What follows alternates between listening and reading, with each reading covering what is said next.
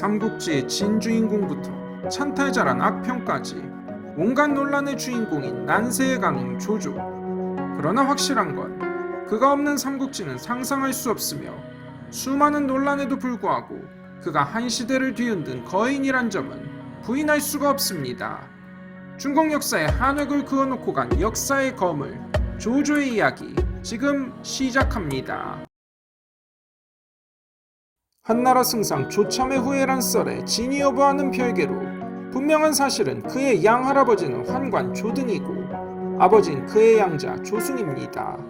유력 환관인 양할아버지 덕에 조조는 유복한 생활과 상당한 권세를 누렸으며 어릴 때부터 총명하다는 소리를 들어 기대를 모으지만 집안 아저씨를 골탕 먹이는 등 온갖 말썽을 부리며 품행이 별로 좋지 않았고 청류파에겐 증오의 대상인 환관 집안 출신이니 더더욱 평판이 좋지 않았죠.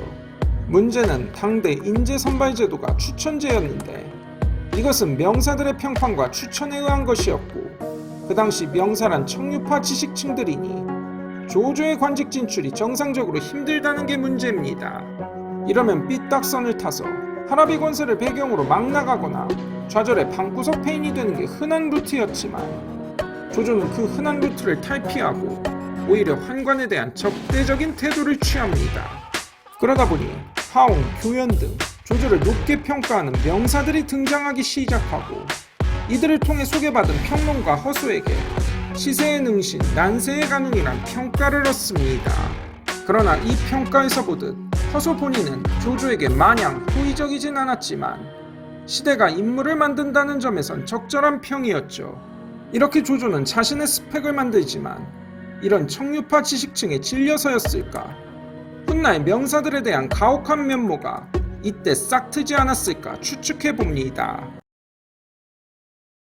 이렇게 벼슬을 시작한 그는 효렴으로 뽑힌 뒤 낙양 북부도의직에 추천되어 관직 생활을 하지만 환관들과 거리를 둡니다. 할아버지 후배인 십상시 건석의 아저씨를 두들겨 패 골로 보내는 등 환관들보다 청류파 지식층에 호응을 사려 하고 그 결과 그의 관직 생활은 상당히 꼬이기 시작하죠. 궁중암투에 관련되어 파직당하고 그 뒤 환관적인 한때 공을 세워 제남국상에 오르지만 지역 사이비 종교단을 때려잡다 그들의 로비로 파직당하는 등 등락을 거듭합니다. 그리고 어렵게 황제 근위군 장교가 되지만 동탁의 입경으로 수도가 복마전으로 변하자 관직을 버리고 고향에서 의병을 모집. 그러나 반동탁군의 무성의한 태도와 거듭된 패전으로 좌절하는 등 그의 출발은 영 심통치 않았지만 그런 그에게 기회가 찾아옵니다.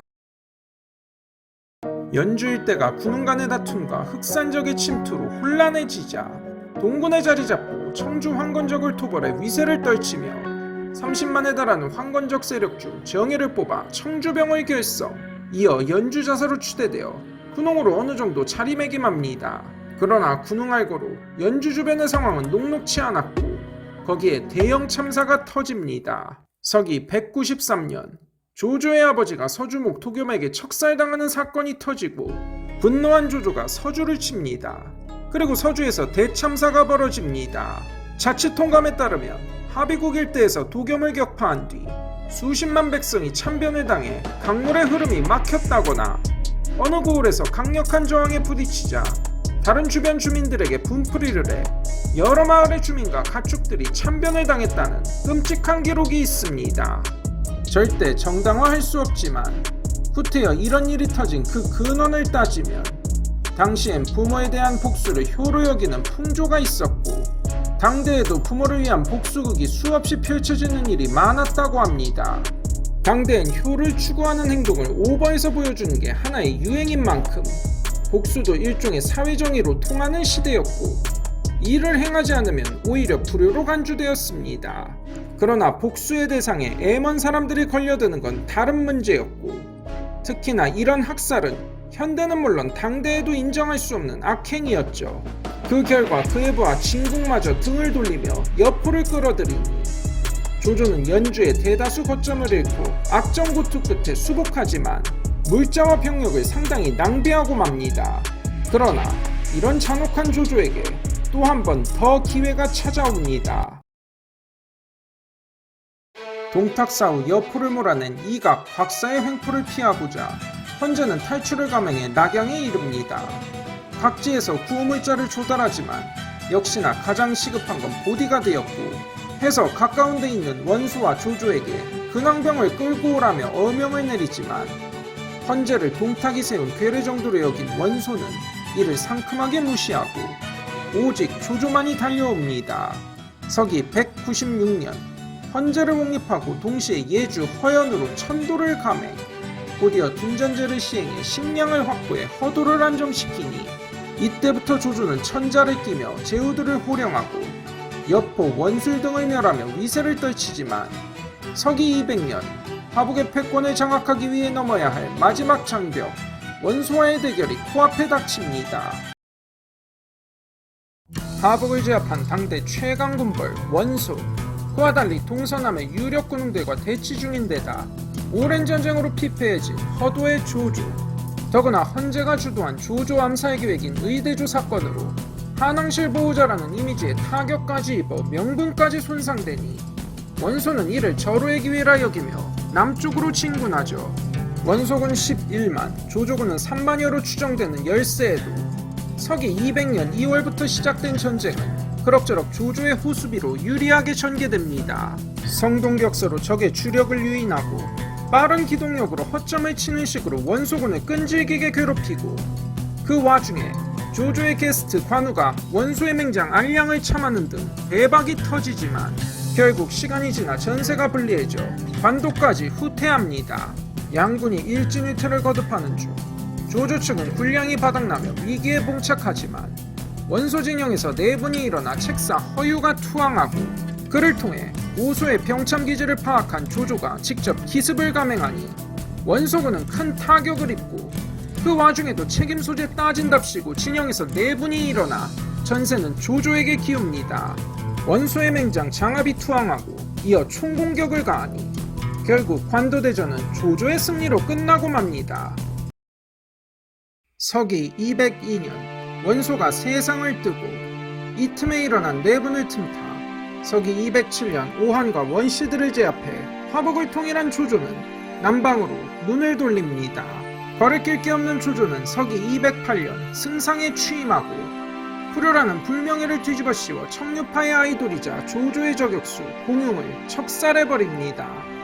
그리고 대망의 천하 통일을 위한 남방 원정군을 일으키는데 처음엔 승승장구의 형주를 장악하지만 서기 208년 11월 적벽에서 손유연합군에 참패하며 천하 통일의 꿈이 좌절되고 그 세력이 화북에 한정됩니다. 어쩔 수 없이 조조는 굳히기에 들어가 서기 210년 구열령을 발표하는 등 내치에 힘쓰고 서기 211년 오랜 우환인 양주의 군웅 마초를 격파해 화북 일대 장악을 공고히 함과 동시에 한왕실 찬탈 작업도 병행합니다. 원소의 옛 영토 위군 일대를 근거로 삼아 서기 213년 위궁에 서기 216년 위왕에 오르며 위나라의 기반을 다지고 곡황후를 제거하는 등 한왕실을 완전히 장악합니다. 또한 문벌귀족과 유력 지식층을 손봐주는 작업도 착실히 하는데 위공주기를 반대한 핵심 참모 순욱이 의문사를 당하고 후계구도에 개입한 명문가 천재 양수와 최염 등을 척살합니다. 물론 이들이 조조의 심기를 건드리긴 했지만 투항한 항장들이나 거만한 손님 관우를 대한 태도를 보면 심한 온도차가 느껴지는 건 어쩔 수가 없습니다.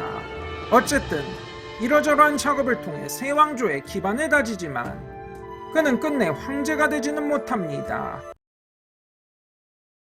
서기 214년 형주를 장악한 유비가 파촉을 점거하며 삼국시대가 본격화되고 강동의 송건도 건재한 상황, 여전히 한왕실 추종 세력은 조조 말년까지 쿠데타를 일으키고 거기다 한중 형조 공방전으로 주병 정세도 심상치 않으니 천하의 조조도 눈치를 보는 상황입니다.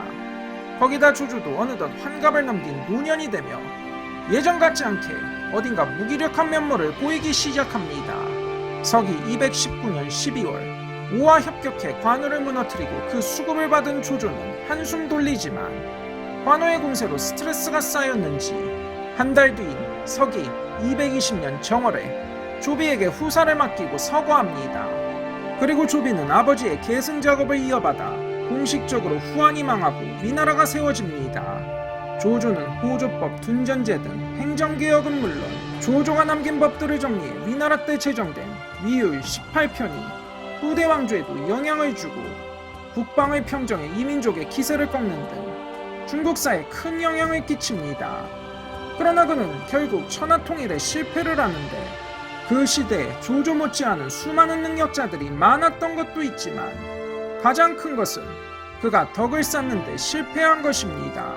뭔가 상당히 추상적인 말이지만 조조란 이름하에 중국을 통일하기에 그는 너무 많은 적과 업보를 만들었고 그랬기에 숱한 반대 세력을 상대했으며 그에게 끝까지 저항한 유비는 이런 조조에 대한 반감을 에너지 삼아 조조의 천하통일을 좌절시키니 결국 또 다른 난세 삼국시대가 시작된 겁니다. 거기다 그는 문사들에게 유독 가혹했으니 이로 인해 그에 대한 평가도 복잡해진 것이 아닐까 그런 주관적인 피셜을 해봅니다. 영웅인 듯 영웅 아닌 듯하며 간웅인 듯 간웅 아닌 듯한 참으로 복잡한 인물인 조조의 일생이었습니다. 이만 마치겠습니다. 시청해주셔서 감사합니다.